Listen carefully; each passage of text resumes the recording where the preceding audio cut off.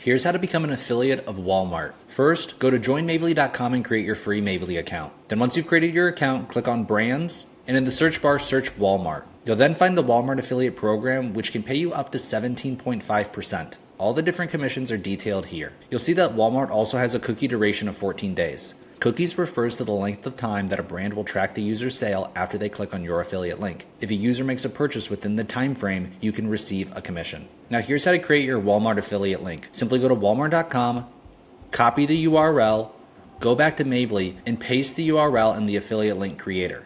Then click on the link button, and it will create you your unique affiliate link to walmart.com. Then copy the link and share it, and when somebody clicks on that link, then you could be entitled to a commission that will appear in your earnings section on Mavely. Now there is another way to create your affiliate link. You can download the Mavely Chrome extension, then find a product on walmart.com you'd like to be an affiliate of. For example, this Meow Mix Original Choice Dry Cat Food.